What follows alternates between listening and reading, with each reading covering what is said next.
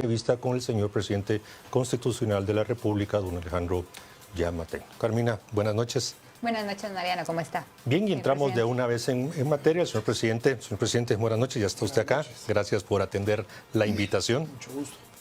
Pues bueno, hacíamos antes de entrar a la entrevista un breve recordatorio. El pasado 1 de abril, cuando recién empezábamos a sufrir las consecuencias de la epidemia de la COVID-19, usted nos recibió en Casa Presidencial y recordamos algunas de aquellas palabras, de aquellas proyecciones que usted hacía, esa determinación que mostró de conducir al país a través de esas aguas turbulentas que se nos venían venir y que no necesariamente todos teníamos claro que venía o que iba a pasar. A partir de entonces, señor presidente, ¿cómo ha visto la situación? ¿Cómo ve al país? Pues ya son casi 5 o 6 meses en que hemos estado bajo un estado de excepción y por lo tanto, bueno, hay mucho que ha pasado. ¿Cómo lo valora usted? Bueno, muchísimas gracias en primer lugar. Es un verdadero gusto estar aquí con ustedes. Yo creo que tenemos que valorar que hemos cubierto lo que se ha podido, tratado de frenar lo que se ha podido. Hemos avanzado muchísimo en el tema de lograr hacer que las personas entendamos la necesidad del uso de la mascarilla, lo más que se pueda lograr alejarnos, el alejamiento social o la separación social que todo el mundo menciona, y también el lavado constante de las manos.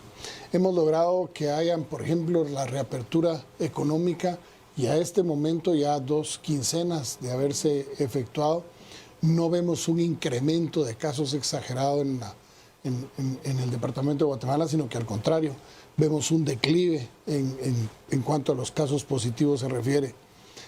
O sea, lo que nosotros estábamos esperando que se diera en este primer mes, porque lógicamente cualquier apertura va a tener repuntes, eso es más que evidente, pero en la medida en que haya participación de la gente y esa conciencia, por ejemplo, la apertura de los centros comerciales, le teníamos bastante temor y nos tardamos bastante en definir protocolos, pero sin embargo la contribución que ha habido en las medidas sanitarias adentro de los locales comerciales y todo ha servido muchísimo. Hemos hecho increíblemente, en los primeros 15 días hicimos 1,100 y pico de inspecciones de parte del Ministerio de Trabajo y del Ministerio de Salud y fueron sancionados únicamente 9. El resto encontramos con que estaban cumpliendo con los protocolos. Esta última quincena se hizo lo mismo en restaurantes, por ejemplo, y hemos encontrado, los que hemos visitado, los que han visitado los ministerios, hemos encontrado que han respetado la norma, la careta, los guantes, hay el uso de la mascarilla de parte del personal, la cantidad de comensales adentro de un restaurante, si es cerrado o es abierto, el no uso de aires acondicionados, por ejemplo, en restaurantes que normalmente usaban aire acondicionado. Se ha logrado, creo yo, durante todos estos meses ha logrado calar el mensaje de que esta es una enfermedad que al final es responsabilidad de todos y nos tenemos que cuidar, y si nos cuidamos podemos salir indemnes, si no nos cuidamos vamos a afectarnos, pero sobre todo vamos a afectar a otros al transmitir el virus. Señor presidente, precisamente retomando la última vez que nos habíamos visto en persona, porque habíamos tenido la oportunidad de hablar con usted por teléfono, pero no en persona, la pandemia representaba un reto muy grande que tenemos todavía, porque esto creo que falta muchísimo. Bastante. Sin embargo, han habido picos de mucho apoyo popular, menos apoyo popular. ¿Cómo se siente usted de su trabajo? ¿Está satisfecho? Bueno, nosotros hemos tratado de cumplir al máximo con nuestras obligaciones. Muchas de esas veces nos han dicho que estamos dedicándole demasiado esfuerzo a la pandemia. Hay otros que nos dicen que no es suficiente. Hay quienes nos dicen que visitemos más el interior del país. Hay quienes dicen que nos olvidemos de las visitas al interior del país por temas de contagios y todo, pero sin embargo nosotros hemos tratado de llevar una agenda lo más dinámica posible. Tratamos, por ejemplo, de salir al interior del país 2 días a la semana, forzosamente, con el propósito de generar espacios de conversación, pero también en la promoción de lo que ya se está haciendo y de lo que es importante recuperar. Por ejemplo, tenemos identificados muchísimos centros de atención permanente, CAPS que se llaman, terminados hace muchos años, pero sin equipamiento.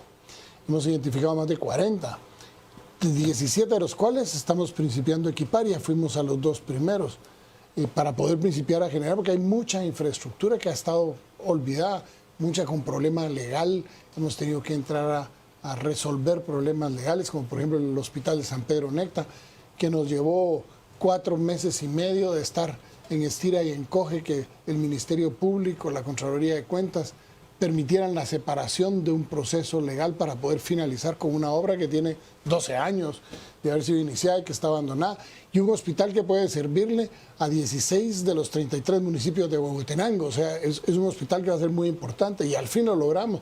Ya hace 15 días se logró por fin, ya que el Ministerio de Comunicaciones y el Ministerio de Salud Pública se pusieran de acuerdo, ya se recepcionó, digamos, la obra como está, y ahora principia la Unidad de Construcción de Edificios del Estado a hacerse cargo de un nuevo proceso para poder levantar el edificio, independientemente de que lo que salga, el resultado del proceso penal, se continúe. Pero nos hemos encontrado que tenemos hospitales abandonados en Rabinal, en Ixcán, o sea, hay cantidad, tenemos CAPS abandonados a medio construir, desde San Martín, Jilotepeque, hasta La Democracia en Huehuetenango. Tenemos CAPS terminados, como el de la aldea Buenavista en Palencia, desde hace muchos años, y nadie se ha preocupado de equiparlos, ni mucho menos ponerle personal. Y esa debilidad estructural de salud pública, yo diría que es lo que más ocupado nos ha mantenido en tratar de reactivarla y tratar de rehacerla. Es la verdad que lo que más tiempo nos ha consumido. Señor presidente, antes de terminar esta parte general y adentrarnos un poco más en los detalles, una pregunta.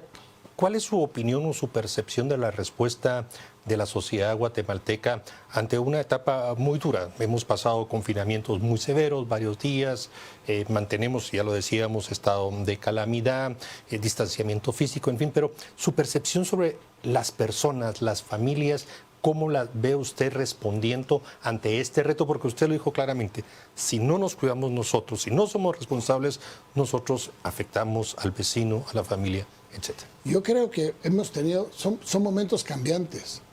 O sea, yo le podría decir que, por ejemplo, ahorita estar pensando en un toque de queda de 4 a 4 o un cierre fin de semana, yo creo que eso ya no lo aguantamos nadie, ni yo mismo.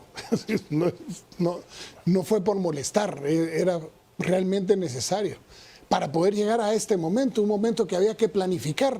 El tema de la apertura es un tema que no era fácil de resolver.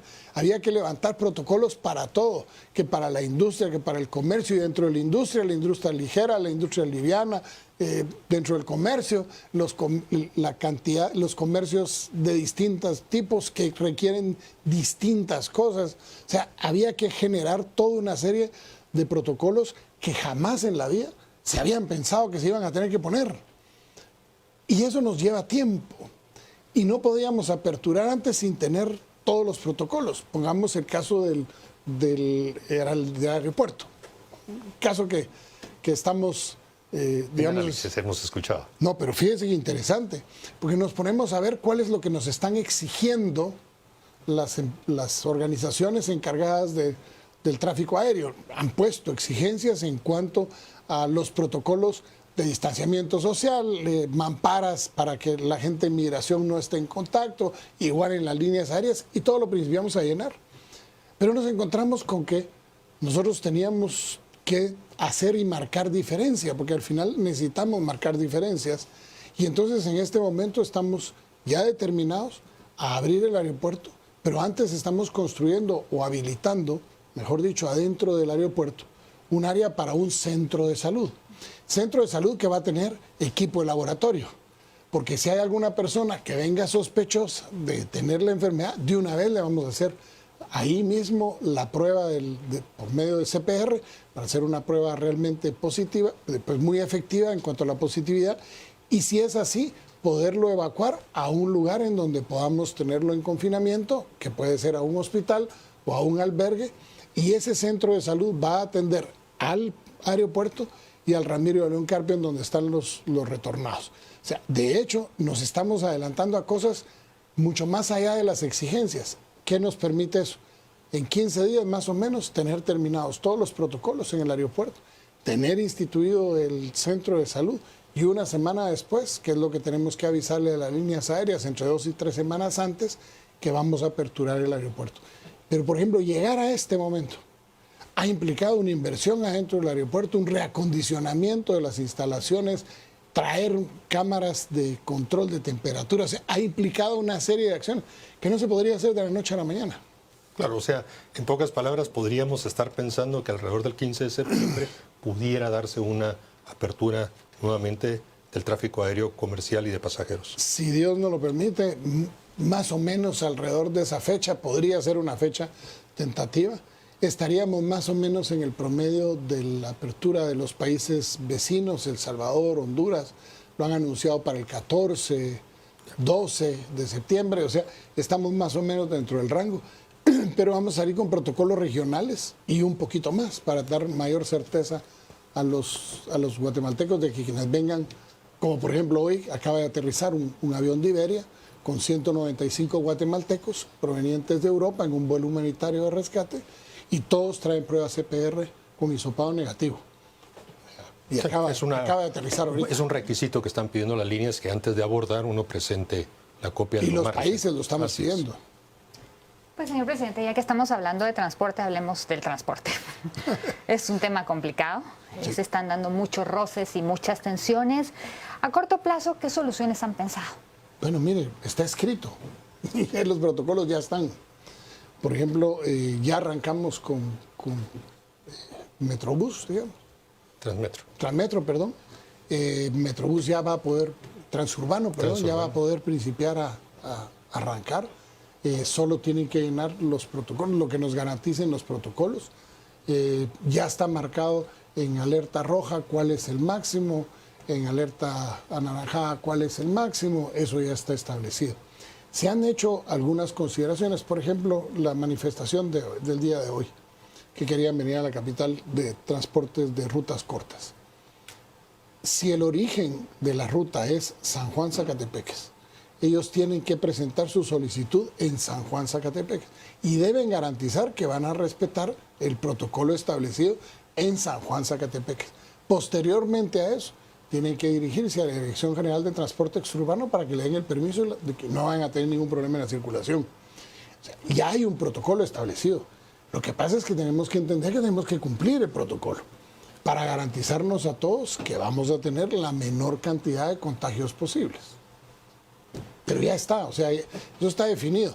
Y no lo han querido hacer, o no han hecho ningún trámite en las municipalidades, porque lo averiguamos hoy y llamamos a las municipalidades preguntando si habían hecho trámite y dicen no. O sea, nosotros no vamos a ahorita echar marcha atrás con un protocolo que esté establecido. Uno de los temas que se discute, señor presidente, es que cuando se dan estos o se empiezan a aplicar estos protocolos, por lo general la gente se excede. Bueno, ya me lo permitieron, un poquito más a ver hasta dónde ando, y se extraña o se dice que el poder de coerción o de sanción, ya sea de los gobiernos locales o el gobierno nacional, es ausente, dejando en impunidad a aquel que va un poco más allá porque es más vivo, que es más buzo, que es más topado, pero entonces se cree. Por eso, a eso me refiero, se cree. Y empiezan a circular imágenes, fotografías, situaciones. Esa parte de sancionatoria que en algún momento sí es necesaria, precisamente para que se respete la regla y no caigamos en aquella situación de la teoría de los vidrios rotos, ¿no? Se rompe uno, nadie hace nada y se empieza a romper. ¿Cómo hacer en una situación heredada por usted y su gobierno, donde efectivamente el Estado no solo está ausente territorialmente, sino tiene a veces muchas limitaciones para ejecutar ese poder coercitivo que le otorga la legitimidad de un Estado democrático? Miren, en primer lugar, nosotros hemos tratado de sancionar y de hecho estamos amparados en el mismo Código Penal, lo que es, por ejemplo, creo que es el artículo 390 por ahí, en donde hablan de lo que es promover o apoyar o incitar a que haya una pandemia o una epidemia. Y es una pena que va de 3 a 6 años. Nosotros hemos hecho las denuncias correspondientes en una serie de fiestas clandestinas, de las cuales nos hemos enterado, conste, porque no de todas se entera uno, pero donde nos hemos enterado hemos actuado. Y ha habido jueces que han puesto sanciones muy drásticas, muy drásticas. 500,000 de quetzales al dueño del local, 500,000 de quetzales a la empresa. O sea, se ha sancionado fuertemente e incluso 10, 15,000 quetzales a todos los participantes. Ha habido sanciones fuertes. Aquí lo que pasa un poco es que tenemos que entender que mucho de la razón del respeto a la ley también es conciencia.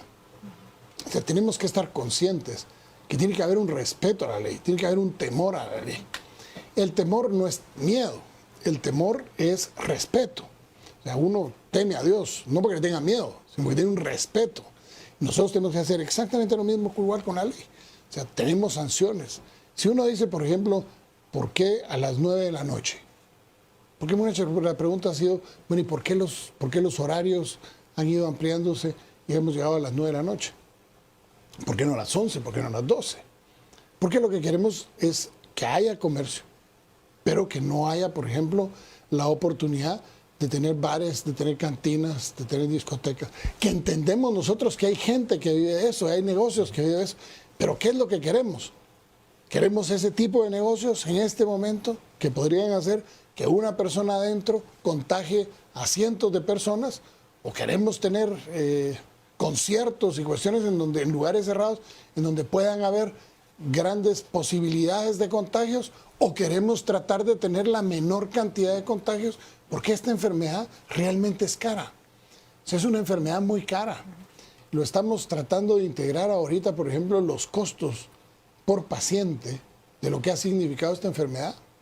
Yo le puedo decir que es una enfermedad realmente cara. Los costos preliminares que tenemos son exageradamente caros. Ya no digamos si uno le toca ir a un centro privado, pero para el sector público es muy caro. Porque, por ejemplo, las medicinas son medicinas que no son baratas. Son medicinas como, por ejemplo, el tocilizumab, que nos cuesta a nosotros un vial, una ampolla de 100 miligramos, nos cuesta, ¿qué? 3,000 quetzales.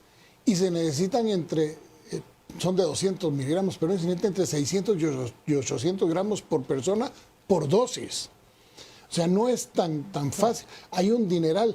Y mucha gente tenemos que entenderlo, que tiene que haber una conciencia, porque esta enfermedad no solo es cara, sino que es altísimamente limitante para las personas que tienen complicaciones, especialmente las pulmonares. Su recuperación es muy lenta e incluso el daño puede ser para siempre. El tema es de cuidarse. Hay gente que al principio, recuerden ustedes, que decían que esto no era cierto. Y misma gente que gritaba que no era cierto, incluso hoy está descansando para siempre. Porque simple y sencillamente no creyeron en que fuera cierta la enfermedad. La enfermedad es real. La enfermedad no nos la inventamos nosotros aquí. Es una que nos ha abarcado ya 208 países.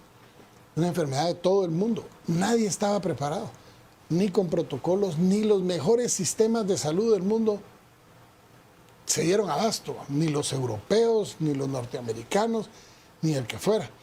¿Por qué? Porque el ser humano no teníamos defensa. Y en países como el nuestro, en donde estructuralmente ha habido un abandono del sistema, pues por más de 40, 50 años, lo que sea, lógicamente las consecuencias podían ser mayores con un sistema de atención primaria de salud, pues, básicamente en trapitos de cucaracha. Señor presidente, ¿tienen el estimado total de lo que cuesta tratar a un paciente? Porque sabemos de lo del kit. Estamos tratando de integrarlo, porque el costo es bien alto y se está haciendo ahorita el esfuerzo para poder integrarlo. De hecho, se está haciendo todo un estudio de, por ejemplo, los días de permanencia en el hospital, porque hemos tenido cuántos días en promedio nos está costando o está tardándose un caso moderado, cuántos días los casos graves. Estamos encontrando, por ejemplo, que nos interesa saber muchísimo, por ejemplo, cuántas personas que son intubadas, en las que hay que inducirles incluso el coma, cuántos de ellos se recuperan, cuántos no, porque hay 1000 teorías al respecto, que si hay que tenerlos boca arriba, si hay que tenerlos boca abajo, si se necesita. Todo el mundo está aprendiendo y hemos sido, bendito sea Dios, a nosotros nos tocó después de Europa, después de Asia, en donde pudimos tener tiempo de estar viendo qué era lo que estaban haciendo. Yo lo que sí le puedo decir es que en unos 2, 3 meses creo que vamos a poder tener con detalle mucho más afinados los costos por persona, dependiendo de si es leve, si es moderado, si es grave. Y si hay comorbilidades anteriores. Evidentemente, señor presidente, el tema de la pandemia ha desnudado muchos temas que se hablaban o solo los especialistas lo comentaban, y este tema que usted menciona es uno de esos. Yo quisiera referirme a parte de la respuesta que dio a mi pregunta anterior, señor presidente, y es que usted decía que, bueno, no hay que tener temor, hay que tener respeto, la legislación, el poder coercitivo, Estado de Derecho, pero en las últimas semanas aquí en el canal hemos tratado en varias oportunidades un fenómeno creciente de conflictividad social en el interior de la República, el irrespeto a la propiedad privada, ataques a comunidades por parte de otros. En fin, hay una demanda cada vez más alta de que no se está haciendo lo suficiente para que ciertas cosas, valores, derechos fundamentales se hagan respetar, y que quien los altere recibirá pues la sanción. Y aquí meto también, que es la segunda parte de esta pregunta, donde hay alcaldes en el interior de la República que se han asumido y abrogado funciones que no le corresponden, más allá de lo que incluso las disposiciones presidenciales de cumplimiento obligatorio lo mandan, y vemos incluso hasta jueces municipales de asuntos municipales firmando órdenes a todas luces ilegales. Es una pregunta, digo, con esas dos partes, pero que forma parte de esa conflictividad creciente, y sí se quisiera escuchar del presidente de la República respuestas contundentes, porque va camino a hacerse más complicado estos temas. Mire, en primer lugar, veamos, el otro día hubo un ataque de unos invasores contra otros que que han estado invadiendo una propiedad. ¿Sabe usted cuántas órdenes de desalojo hay pendientes de ejecutar? ¿En relación a ese caso específico o en general? En general. Hemos escuchado 600, 800, por ahí los números, usted sabrá mejor. Ni una. Ni una. Ni una. Pero no se han ejecutado, No, pero ni sí una. se han emitido. No hay ni una. O sea, no nos ha llegado a nosotros. En 7 meses que tenemos de gobierno, no nos ha llegado ni una orden. O sea, ¿qué está pasando en el sistema? Yo sí le puedo decir. O sea, los jueces o no quieren, o el Ministerio Público no lo pide, no sé. Pero nosotros somos el organismo ejecutivo. Nosotros podemos actuar de dos maneras. Uno, si el caso se da y nosotros tenemos conocimiento, en las primeras 24 horas podemos actuar porque es un delito flagrante. Si nosotros no somos advertidos, avisados en esas primeras 24 horas, eso tiene que pasar forzosamente al ámbito jurisdiccional. Y ahí no podemos hacer nada. De los hechos que sean, por ejemplo, en este caso, el ataque de 2 grupos comunitarios en conflicto. Sí. Nosotros lo que podemos hacer, lo que hicimos fue mandar a la policía a imponer el orden ahí para que hubiera presencia y no hubieran más problemas. Nos amenazaron que no fuéramos a mandar al ejército. Incluso recibimos una amenaza real. Porque lo que hay detrás también tiene que ver mucho con el narcotráfico y tiene que ver muchísimo con rescoldos de una ideología de izquierda, de grupos que incluso usan boinas rojas en el área de una persona que está proscrito por la ley, que tiene orden de captura y que no se le ha logrado ubicar. Pero da conferencias a través de los medios. Pero da conferencias a través de los medios y los medios se prestan. Sí, eso hay que decirlo con esa claridad, señor presidente. Perdón, pero se presta. Tiene usted razón. O sea, hablar con un prófugo hace pues, hombre, corresponsable, cómplice al que lo permite. Pero bueno, allá cada quien con su conciencia. Nosotros estamos tratando de cumplir con la ley. Es cierto, hay un problema de conflictividad social, pero también hay fuerzas que se están moviendo a través de generar acciones que logren dar ese clima de desasosiego en algunas áreas del país. Yo acabo de estar, por ejemplo, estamos hablando con el Ministerio de Agricultura sobre alguna posibilidad de poder principiar a entregar alguna tierra, pero no bajo como se ha hecho siempre. Ahí te doy tu título de tierra y miras qué haces. Porque al final ese título de tierra la gente no puede hacerle productiva o no le interesa hacerla productiva, va y se lo vende a otro. Lo único que estamos generando es una consolidación de nuevos propietarios o de gente que más poder económico que compra los títulos de tierra. No vamos a entregar títulos, vamos a entregar concesiones de tierra. Y se vamos a dar las concesiones por 25 años, con una firma de un contrato de concesión en el cual nosotros nos comprometemos como gobierno a ayudarlos a hacer productiva su tierra a través de la capacitación, la tecnificación, lo que haya que hacer, semillas mejoradas, lo que haya que hacer, nuevos cultivos. Nosotros los ayudamos y ellos tienen que dedicarse a hacer productiva su tierra. Por ejemplo, con los alcaldes, estos que se están... Esa es la segunda parte. Miren, ha sido complicado.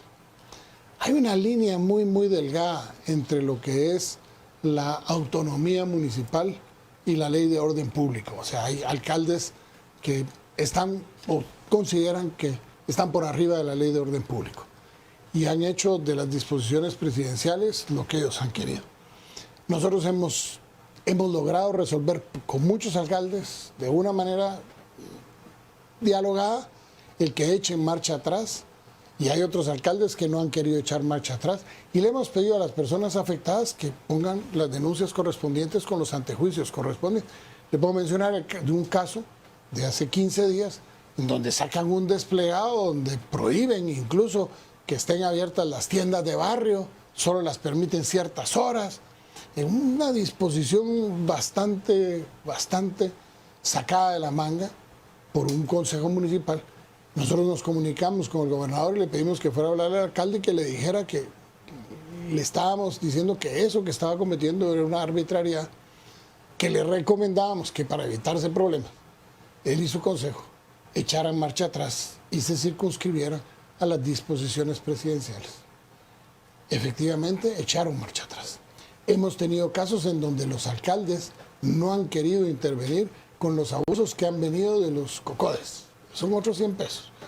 Por ejemplo, tenemos lugares en donde no les dejan llegar a la gente, pues, ni siquiera a los hoteles de los que son dueños en algunas... Muchas veces no nos dejan transitar, solo van de paso. Ha habido realmente un abuso. Hemos encontrado cocodes que están cobrando por dejar pasar. Se ha logrado imponer sanciones, se han hecho denuncias penales a las personas que hemos logrado identificar, y en algunos casos se ha logrado ir resolviéndolo a través del diálogo y se ha logrado que, pues hombre, que dejen circular porque está permitido. Lo que pasa es que yo entiendo, recordemos que hay unos, como dice aquel refrán, unos en la pena y otros en la pepena, y hay mucha gente que ha abusado con el propósito de hacer un negocio y ha tratado de, bajo el paraguas de que me estoy protegiendo, hago un negocio para que no puedan, para que el que quiera llegar a su casa o el que quiera llegar a un hotel X, pues me tenga que pagar a mí si quiere llegar a eso. Y eso se ha traducido en problemas. Creo yo que eso se va a terminar conforme dejemos establecido, ya sea por la vía de reformas en el Código de Salud o por una ley específica, el tema de las alertas. Creo que la manera más fácil va a ser por la vía del Código de Salud, para que el sistema de alertas quede implementado y de esa manera pues no tengamos que recurrir a disposiciones presidenciales, sino que tengamos que hacerlo en base a un sistema que nos quede de aquí para adelante, porque tenemos que dejarlo. Esto puede ser que cuando pase esta enfermedad nos aparezca otra y va a haber una epidemia que vaya a ser local, o regional, o nacional, o mundial, una pandemia, y tenemos que dejar previsto en nuestra reglamentación, específicamente tal vez en el Código de Salud, las actuaciones del Ministerio de Salud para poder imponer, en este caso, el sistema de alertas y dejarlo establecido. Señor presidente, solo quisiera retomar un punto sobre este tema de las alcaldías, porque hay una en particular en Santa Rosa, Tacisco, Chiquimulía, que le está dos. pidiendo a las personas, a los propietarios, porque esto ya es un abuso en contra de la propiedad privada, que saquen un carnet.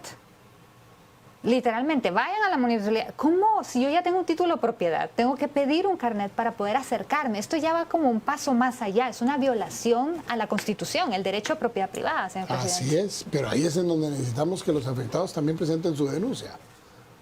Porque es que no solo es cuestión de que, mire gobierno, ¿qué hace? No, es que yo, ciudadano, tengo derechos. Si alguien me los está violentando, yo, ciudadano, tengo que hacer que se ejerza justicia. en la violación de mis derechos. Pero no esperar que, a ver, gobierno, a ver, usted hágalo. Si alguien me impide a mí ir a mi propiedad sin ninguna restricción fuera de lo que establece la ley de orden público, yo tengo el derecho de accionar en contra de esa autoridad. Y mientras no haya quienes accionen, va a ser bien difícil. Nosotros podemos llamar mañana mismo al alcalde de Chiquimulía para pedirle que lo que está haciendo es ilegal. Pero al final, si lo quiere seguir haciendo, nosotros no podemos hacer más que presentar una denuncia ante el Ministerio Público. Pero los que principalmente lo tienen que hacer son las personas las que les están violentando ese derecho. Pero como usted perfectamente lo sabe, señor presidente, el alcalde Escobar de Chiquimulía tiene otras particularidades que trascienden temas como los que plantea ahorita Carmina. Pero yo quisiera adentrarme un poco en el tema de números. Hay que reconocer plenamente, eso ya no está en discusión. Ustedes, su gobierno, ustedes heredaron un sistema de salud pública muy dañado, en algunos aspectos colapsado, en otros totalmente penetrado por la corrupción y algunas otras cosas. Y también en la pandemia ustedes no tienen absolutamente ninguna responsabilidad, usted ya lo explicó. Pero como pocos presidentes y pocos gobiernos en la historia, cuando se han enfrentado catástrofes naturales, cosas de esa naturaleza, han contado con los recursos, que esa es la gran diferencia al momento de atender. Y aquí nos adentramos a la parte donde empiezan las críticas. En promedio, un dato del día de hoy publicado por el Ministerio de Finanzas, 40% de ejecución desde que se aprobaron los decretos 12 y 13, marzo-abril del año presente, en los 14.000 millones que están dentro del programa 94. No son 14.000. 14.670 millones en el programa 94, publicado por el Ministerio de Finanzas Públicas, señor presidente. Vamos a referirnos a esa cifra. Y si empezamos a ir a unidades ejecutoras, las situaciones se presentan cada vez menos. Cuando usted lee, ve que todo ese esfuerzo de coordinación, de trabajo, y usted ve las cifras, sí, pero, ¿qué siente? ¿Cómo lo percibe? Pero permítame algo, porque es interesante su pregunta. ¿Cómo quiere que ejecute el 100% de los 6.000 millones que le dieron al Ministerio de Desarrollo si son 3 pagos? Esos forzosamente no los pueden meter. El Ministerio de Desarrollo es de los que mejor van ejecutando. Sí, pero es momento. Pero no ha podido ejecutar el 100%. O sea, hacemos las cosas porque hay, por supuesto, hay información que es bueno que la gente logre comprender que están equivocados. Por favor, señor presidente. Quienes así lo aprecian. Hay, por ejemplo, el subsidio a la energía eléctrica, pues lleva gastados 411 millones. Se agotó, vence el 1 de septiembre, señor presidente. Pero ahorita, por ejemplo, se termina con el último desembolso que se da justo esta semana antes de final de mes. No puede aparecer todavía ejecutado porque no ha llegado a su final la fecha límite de pago. En el Ministerio de Salud Pública, por ejemplo, lo comprometido, que ya es una gran cantidad, no puede aparecer entre lo ejecutado. Y usted sabe muy bien, como exministro, que usted puede tener... Porque lo sé, señor presidente, pero si usted ve intersemanal, no concentrarse en lo comprometido. Pero escuchemos porque es importantísimo. Sí, pero por eso. Sería bueno que agarraran y le preguntaran mañana a la ministra de Salud cuánto de eso ya está comprometido, pendiente de ser entregado, porque no se ha entregado. Hay muchas de las cosas que se están usando en salud pública que no se hacen en el país. O sea, nosotros no podemos tener pruebas hechas en el país. Hay que comprarlas, hay que dejar comprometido el dinero porque el evento ya se realizó, pero no aparece ejecutado porque el bien no ha sido entregado. Y ahí estamos hablando de trajes de protección, una serie de cosas que están ya adquiridas, pero que no han entrado al país y que representan una muy buena cantidad, que de hecho si se aplicara lo ejecutado contra lo que está comprometido, alcanzaríamos cifras que llegaríamos prácticamente al 55-58%. Hay otro caso, por ejemplo, 30 millones de quetzales dedicados al tema de infraestructura, 0%. Pero ¿saben por qué? ¿Por qué el 0%? Porque vienen de 2 préstamos, uno del BID y uno del BCIE, que están en su fase de formalización. Dieron los recursos y dieron autorización que se sacaran de 2 préstamos pero resulta que esos préstamos están en trámite. Fueron autorizados, pero no está formalizado. Y entre la formalización que se acaba de dar en uno de ellos hace una semana y el desembolso, se pasa un tiempo que todo el mundo sabemos que no depende del gobierno. O sea, ahí hay temas que tenemos que estudiar. Por ejemplo, se nos dice, es que baja la ejecución del tema de la alimentación, pero si ya está entregado todo el dinero. Los 700 millones fueron entregados, ya fueron desembolsados, lo tiene el Programa Mundial de Alimentos, pero hasta que no se haya finalizado la entrega de los alimentos, no va a aparecer como ejecutado. Ahí es en donde hay que hacer la diferenciación, porque todo el mundo dice, le dimos 14.000 millones, si no, no nos pudimos haber gastado. 2.500.000 familias han recibido el bono ¿cómo se llama? El bono familiar hasta el día de hoy.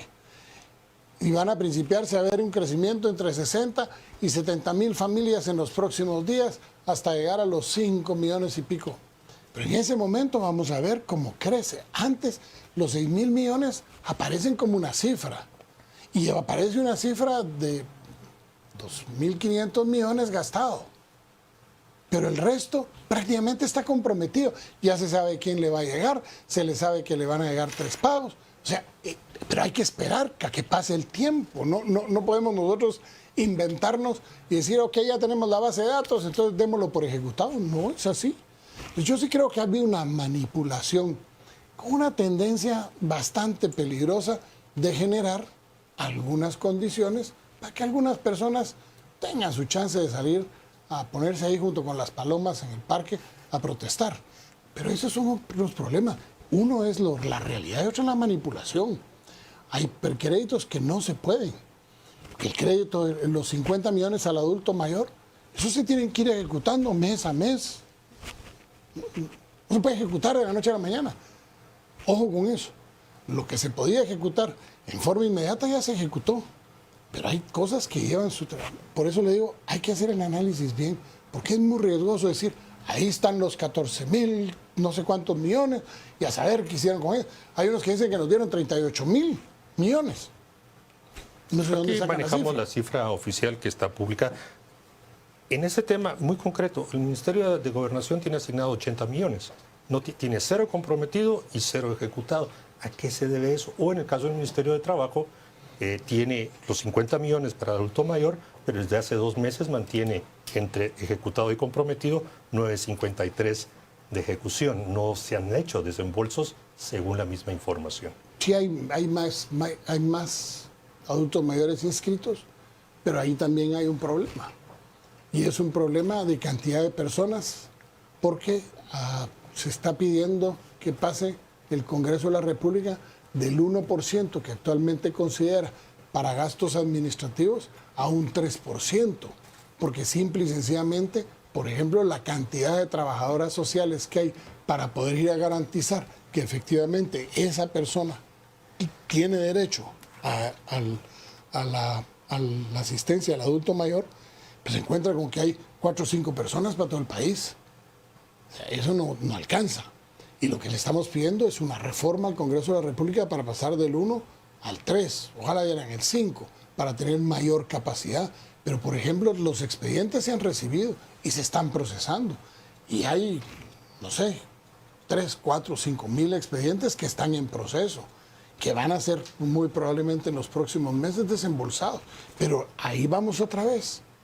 Es que es fácil venir y decir, sí ve que al pelo no se han gastado el pisto. Pero vayan a ver cómo ganan las instituciones, cómo están. O sea, qué cantidad de inspectores tenemos laborales para todo el país. O sea, y el Ministerio de Trabajo, ojo, que el Ministerio de Trabajo es uno de las cenicientas. Ahora, sí hay casos, como por ejemplo el Ministerio de Gobernación, que incluso el día de hoy hablé con el viceministro encargado de Seguridad y le dije que qué pasaba, que en la ejecución no aparece. No aparece y me dice que lo que están es en el proceso de licitaciones y que se les ha llevado tiempo, que se les han caído algunas, que han habido impugnaciones y que esperarían retomarlas en las próximas semanas. Pero, o sea, o de nuevo otra vez, no es que haya excusa. O sea, no es buscarle una excusa a todo. Pero yo sí creo que vale la pena, y en ese caso, en el caso del Ministerio de Gobernación, sí debería haberse ejecutado, totalmente de acuerdo, pero por ejemplo hay otros programas que no necesariamente pueden ejecutarse por condiciones que no son necesariamente del gobierno o porque los tiempos no se han finalizado. Señor presidente, con relación a la ejecución del presupuesto, usted comentó en una conferencia de prensa que dentro del Ministerio de Salud había como una mafia que no permitía la ejecución pues la ejecución presupuestaria prácticamente. ¿Ha tomado algunas acciones para impedir que esto se siga Están en el dando? Ministerio Público de denuncias. ¿Ha 3 avanzado casos, algo? ahí están, nosotros podemos llegar hasta la denuncia. Hasta ahí puedo llegar yo no puedo hacer más que presentar las denuncias correspondientes. Sí han habido cambios hacia lo interno, hemos encontrado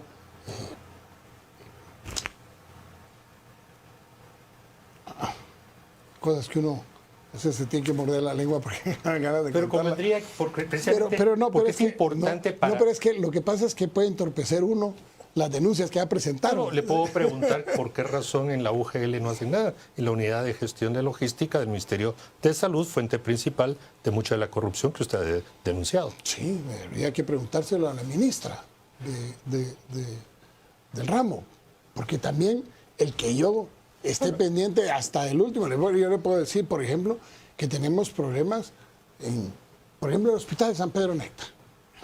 Por poner un ejemplo. No, es un caso emblemático. No, tiene pero toda la razón. pero le voy a poner un ejemplo. Se nombran 5 comisiones receptoras en el Ministerio de Salud Pública. 5. La primera no quiso, la segunda tampoco, la tercera tampoco, la cuarta tampoco, la quinta tampoco.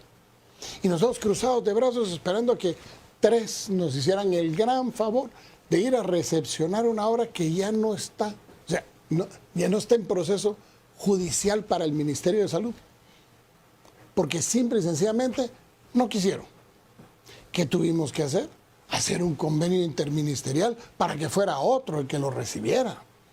Porque al final de las cansadas, simple y sencillamente, hay una digamos, posición de muchos funcionarios de ir a paso lento, porque simple y sencillamente creen que con eso van a recuperar parte del poder que están sintiendo que han perdido. Nosotros tenemos problemas administrativos en el Ministerio de Salud. Vaya que sí. Que hemos encontrado ahí las mafias entronizadas. Veámoslo. Veamos los reportes que tuvimos nosotros de medicinas falsas, de registros de medicinas falsas, que presentamos. La denuncia. ¿Qué pasó? A mí me llegan los reportes a la Casa Presidencial en un sobre que un X manda, como me mandan a mí miles de papeles todos los días, llega, yo recibo los documentos, los entrego en mi despacho, llega el fiscal contra la corrupción, se les entrega, llega el fiscal, inicia el proceso, llega otro fiscal y le dice, no, este caso es mío y se va para allá y nunca más volvimos a saber de él.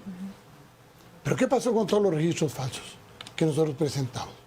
O sea, mientras no entremos a sentar ejemplos en el tema de la corrupción, estamos hablando que todo el mundo va a querer hacer lo que se le da la gana. Y eso sí nosotros no estamos permitiéndolo. O sea, que hayan unidades que, como el caso de la logística, la unidad de logística, estén obstaculizando. Mañana vamos a hablar, bueno, no mañana, hoy que salga de aquí, voy a hablar con la ministra de Salud para que me presente un informe. Pero, por ejemplo, yo le puedo decir que ahorita acabamos de pedir la destitución de un funcionario del Ministerio de Salud porque todas las compras las hace la empresa de su exmarido. Por obra es el Espíritu Santo. Hemos entrado al tema de las compras de baja cuantía. 24.975 quetzales.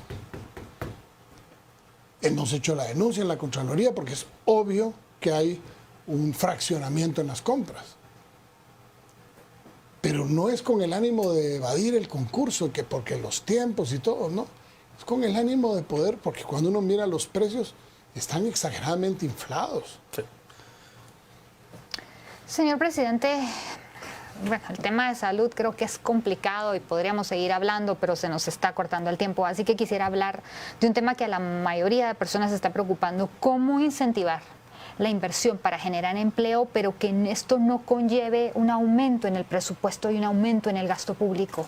¿Qué podemos hacer para tomar medidas concretas que ayuden a la economía sin recargar más la deuda pública?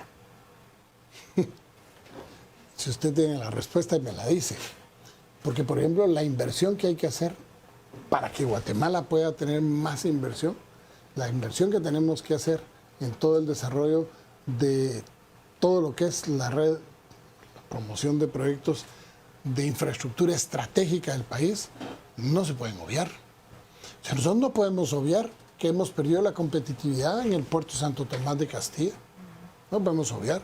No podemos obviar que el muelle no se ha caído porque Dios es muy grande. Yo los invito a que miren el informe y las fotos y videos que hay de lo que está debajo del muelle. No me explico cómo no se ha caído. Y es algo que acabamos de descubrir y vamos a enmendar, que hay que invertir en los puertos del país. ¿Sí? Por ejemplo, Puerto Cortés tiene grúas tipo pórtico. La cantidad de movimientos que hacen por hora son muchísimo más grandes que lo que nosotros hacemos en Santo Tomás. Pero nosotros no podemos poner ese tipo de grúas porque si las ponemos encima de este muelle, colapsa el muelle. La infraestructura estratégica del país es puertos, aeropuertos, las carreteras, las tenemos que, o sea, forzosamente tenemos que invertir en ello. Lo que no se vale es seguir gastando para gastos de funcionamiento, o sea, seguir gastándonos, seguir pidiendo préstamos para gastos de funcionamiento, eso es lo que no se vale. Nosotros tenemos que ser mucho más estratégicos en la medida de la reactivación económica, de los créditos que se requieran, que se vayan única y exclusivamente a generar productividad. Por ejemplo, nosotros necesitamos lograr la recuperación de los suelos en el país. Y hay un programa de 450 millones de quetzales con el cual podríamos estar recuperando y generar 5 millones de jornales inmediatamente en el campo para que la gente pueda nivelar y pueda hacer sus curvas de nivel en sus propios terrenos. ¿Por qué? Porque eso nos ayudaría a menos erosión y a una mayor preservación de los suelos para que haya menos al final, incluso desnutrición, porque tengamos mayor productividad. Pero eso es un ejemplo de lo que no hemos hecho. Nunca nos hemos puesto y enfocado a que, por ejemplo, el Ministerio de Agricultura tiene que tener una reconversión en sus principios y dedicarse a la productividad de los alimentos. O sea, hacer que el país sea más productivo, a generar la inversión en la productividad, no, por ejemplo, en tener un viceministerio de seguridad alimentaria. Distribuyendo alimentos. ¿Qué hace? ¿Qué hace el ministerio? Estoy de acuerdo con eso? usted. Señor presidente, aprovechando, y la verdad que ya me empieza a apremiar un poco el tiempo, lo lamento, seré muy concreto. Usted ya mencionó un par de temas legislativos y aquí la pregunta muy concreta es, se había escuchado en las últimas horas, últimos días, de que estaría próximo a enviar una iniciativa de ley al Congreso para resolver algunos temas que tienen que ver con la ejecución de los programas para la atención de la emergencia. Me refiero, entre otros, la posibilidad de ampliar plazos, ampliar recursos, inyectar nuevos recursos al programa de protección de capitales que administra el Crédito Hipotecario Nacional, inyectarle otros recursos adicionales al INDE para que pueda sostener la tarifa social por un tiempo adicional mientras todos estos programas de reactivación que ustedes han anunciado puedan generar ese empleo y la gente nuevamente estar percibiendo. ¿Llegará? ¿Está prevista o solo se especuló sobre esta iniciativa de ley? Y aparejada a la misma le hago la pregunta si están considerando solicitar la ampliación por una sexta vez, si no me equivoco, del estado de calamidad. Bueno, con respecto a su primera pregunta, le podría decir, como dice la canción, son rumores. Nosotros no hemos planteado hasta el momento. Lo que sí pensamos plantear, o sea, no hemos pedido más. Lo que hemos pedido es, por ejemplo, lograr que las economías en algunos programas que se van a dar puedan ser trasladados a otros programas en donde va a hacer falta. Eso sí se está preparando. O que ya lo ejecutaron 100%, como el tema del Fondo de Protección de Capital. Así es. O sea, hay la posibilidad de que hagamos cambios de algunos fondos que sabemos que van no se va a llegar a la meta porque se calculó de más y se le pase a unos en donde por la carga que le han puesto, cada vez que se ha pedido un estado de calamidad, que le metan a estos, que le pongan a aquellos, pues simple y sencillamente ha ido aumentando, en el caso del bono familia, la cantidad de personas a las que hay que entregarle el dinero, pero no así la cantidad de recursos. O sea, solo fueron metiendo. Y ahí viene otra vez, otro caso. Nos acaban de decir que 150 millones de quetzales teníamos que darles para los pensionados del Estado, que aparecen con cero ejecución, pero que esos pensionados reciben a final de este mes su cuota. Por lo tanto, se cumple con el 100%, porque tenemos que esperar a que salga la planilla y sale a final de este mes. Entonces, si nosotros no estamos pidiendo nuevos... No me refería a nuevos, sino un reordenamiento presupuestario. Reordenamiento, sí. Ahora, que estamos pidiendo nuevos recursos, no hemos hecho absolutamente... Si me expresé, le pido disculpas. Lo que sí es pedir un reordenamiento de lo que ya sabemos en base al comportamiento que ha habido, que hay la necesidad de poder... ¿Y eso llega esta semana, señor presidente? Eso llegará esta semana, sí, es probable. El Ministerio de Finanzas está trabajando en la readecuación y lo presentaremos, por ejemplo, ahí está contemplado los 600 millones de quetzales que se les dieron asignados a las municipalidades a través de los consejos de desarrollo, en un aporte extraordinario, y no se han podido ejecutar. Se han recibido solicitudes por más de 1.100 millones de quetzales y solo hay 600 que repartir. Se le está pidiendo a 8 consejos, consejos de desarrollo departamentales que readecúen, porque no se le puede. A otros no se les está aceptando las obras. Se les dijo, pueden invertirse en salud, en educación, en infraestructura vial, mejoramientos especialmente caminos rurales.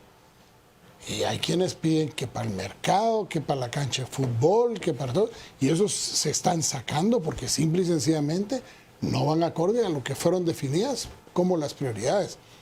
Y ahí se le está pidiendo al Congreso, por ejemplo, que en este caso esos 600 millones que no se van a gastar, porque no hay tiempo de gastarse, puedan ser pasados, que puedan ser ejecutados el año entrante, lo que no alcance para este año.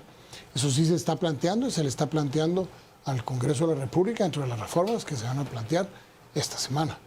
Primero Dios. ¿Estado de calamidad? El estado de calamidad va mañana al Congreso. Yo le voy a decir una cosa, lo estamos mandando porque tenemos que mandarlo. Yo esperaría que fuera el último. Tenemos una razón, digamos, y es la modificación de lo que hablamos primero del Código de salud, para que podamos adecuar las alertas y dejarlas establecidas, lo cual al tener el sistema de alertas y que pase las reformas en el mismo Congreso de la República, pues ya no habría necesidad del estado de calamidad. Es solo para cuidarnos de que efectivamente el sistema de alertas continúe y no vayamos a tener una apertura total de la cual no nos hacemos responsables si hay una apertura total y principian los conciertos y las parrandas y las discotecas y todo por la inacción de alguien. No quisiéramos sernos responsables. Señor presidente, pues ya prácticamente estamos sobre el final. Rápidamente, la inversión extranjera es muy importante y usted la ha mencionado muchas veces, pero para que se dé el clima de inversión extranjera en Guatemala falta muchísimo. ¿Tienen ustedes ya propuestas de ley, iniciativas de ley, no sé, algo para poder activar la economía? De hecho, van dentro del paquete de reactivación económica, no solo es pisto, se están pidiendo 4 o 5 leyes. Por ejemplo, la garantía de las inversiones. Tener una garantía de que efectivamente la inversión se va a hacer conforme a las condiciones actuales. La ley de promoción del empleo y la inversión, que es una ley que ahí ha estado durmiendo, le han hecho 1000 vueltas, pero hay la necesidad de hacerlo. Y así como esa, hay 2 o 3 leyes más que nosotros creemos que son necesarias para hacernos atractivos a la inversión.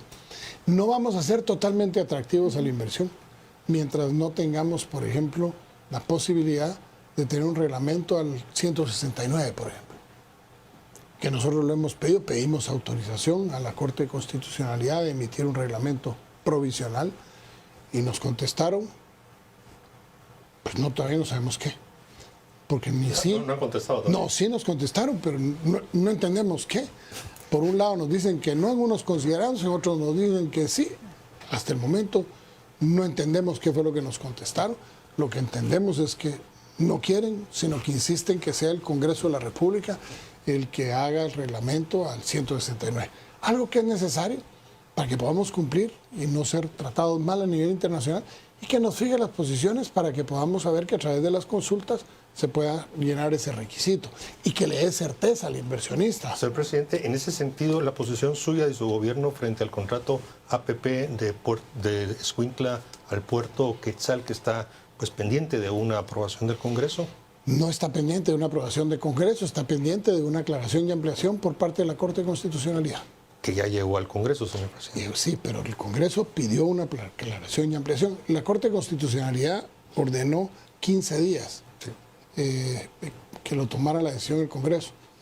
Eso se tiene que devolver, o sea, se quedó parado porque se devolvió a la Corte de Constitucionalidad porque el Congreso, según interpreto yo, tenía dudas con respecto a la resolución de la Corte.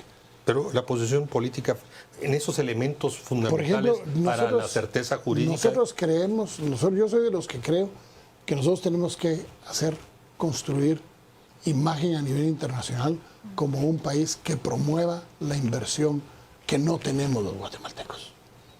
No tenemos la capacidad de hacerlo. O sea, el Estado no tiene la capacidad por múltiples razones, por la evasión, por el contrabando, por las causas estructurales que aquí han habido por mucho tiempo. Y mientras esas condiciones se den, este país requiere forzosamente de inversión. Y qué mejor que hacerlo en estos momentos en donde la recuperación económica del país debe estar sustentada por mucho en la posibilidad de plantearnos al mundo como un destino a la inversión, especialmente ahora que hay ese lío entre China y los Estados Unidos, en donde hay muchísimas empresas estadounidenses volteándose a ver hacia países latinoamericanos y en donde puedan venirse, y Guatemala podría ser uno de los más beneficiados. También tenemos condiciones que se están dando por cambios serios en la relación entre los gobiernos de El Salvador y México con su iniciativa privada. Hay muchísima gente deseosa de querer venir a invertir el país, pero tenemos nosotros que entender que tenemos que dar las condiciones, y esas condiciones jurídicas que muchas veces no hemos tenido, a través de la certeza de que los órganos jurisdiccionales o auxiliares tomen posiciones apegadas a derecho y no políticas. Yo creo que es lo que nos está haciendo falta, al igual que leyes que promuevan la inversión y que le den garantía al inversor que hoy viene y mañana no le vamos a cambiar las condiciones, como ha sucedido, sino que podamos garantizarle por un lapso de tiempo que la inversión se va a respetar dentro de unas condiciones predefinidas que le permitan saber que al final va a tener un retorno de su capital, pero a la vez nos va a hacer el favor de la generación de empleo. Nosotros necesitamos generar empleo sí o sí el próximo año, y la expectativa de la recuperación económica por mucho pasa por el desarrollo rural, que tenemos una capacidad de producción que la hemos dejado en el tintero, y la segunda, la capacidad de podernos convertir en un centro logístico en la mitad de las Américas, donde podamos nosotros generar a través de un corredor que nos permita tener 2 puertos eficientes, un aeropuerto de carga en el puerto de San José, que sería el primero en su género para poder exportar más directamente, una inversión en el puerto de Champerico para lograr recuperar el puerto de Champerico, 96 manzanas de una zona franca que está desde el gobierno de Álvaro Arzú autorizado y que hasta el día de hoy no se ha logrado que pase el tema de poder sacar el acuerdo gubernativo, porque hay 2 instituciones de Estado que ven con recelo la constitución de zonas francas, porque dicen que vamos a perder impuestos. Pero si no los tenemos, ¿qué vamos a perder? O sea, perdemos algo que tenemos. Y ahí es en donde tenemos que hacer los cambios radicales en la mentalidad del Estado de Guatemala. O sea, nosotros no vamos a dejar, no vamos a poder salir del marasmo, del retroceso y la pobreza en la que estamos, si no principiamos a cambiar nuestra mentalidad. Y una de las mentalidades es en muchas instituciones del propio Estado, que no quieren aceptar cambios, que necesitamos zonas especiales de libre comercio, necesitamos más zonas francas, necesitamos más inversión y generar esos polos de inversión que nos hagan la posibilidad de generar más empleo. Pero si nos ponemos a pensar, no es que si damos eso no van a haber impuestos, pues que de todos modos no los van a ver. Señor presidente, no quisiéramos cerrar esta entrevista, estamos un poco arriba del tiempo. Sin darle la oportunidad a algún otro tema, algún otro mensaje que usted quiera, no solo a la audiencia de Canal Antiguo, sino en general. No, yo quiero, en primer lugar, yo estoy muy agradecido con la invitación de ustedes, las veces que se puedan, encantado de la vida. Yo creo que lo que tenemos que hacer es mandar un mensaje, como lo tratamos de hacer el domingo en la cadena nacional, un mensaje de fe y de esperanza. O sea, vamos a salir de esto. Ahora, ¿cómo queremos salir? ¿Queremos salir más debilitados o queremos salir más fortalecidos? Porque en estos momentos, en los momentos de crisis, es en donde los cambios que podamos hacer nos pueden hacer más fuertes. Tenemos que aprender de lo que hemos vivido en el pasado para que de aquí en adelante podamos reconvertir el país. Necesitamos un país que sea mucho más competitivo, necesitamos una sociedad que sea mejor capacitada, es urgente una reforma educativa. Y esa reforma educativa la tenemos que saber que nos va a costar dinero, pero que tenemos que invertir en esa reforma educativa para asegurarnos que algún día podamos tener la mano de obra calificada para que tengamos no solo maquilas de tejido, sino que podamos tener maquilas de computadoras, de piezas de aviones, de lo que sea. Esos cambios los tenemos que generar en medio de las crisis. No hay mejor oportunidad que reconvertir algo en medio de una crisis.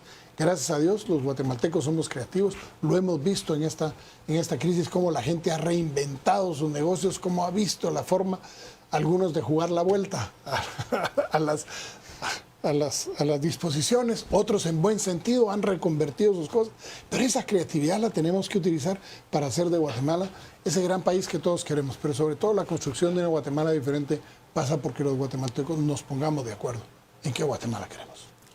Bien, señor presidente, le agradecemos muchísimo. Muchas gracias, señor Carmina, presidente. Le agradecemos mucho. Mariano, que nos haya muchísimas acompañado. gracias. A usted muy Vamos a amable, las señor órdenes. presidente. Bien, damos por terminada la entrevista con el señor presidente constitucional de la República, don Alejandro Yamatei. Los invitamos a que continúen con Canal Antiguo.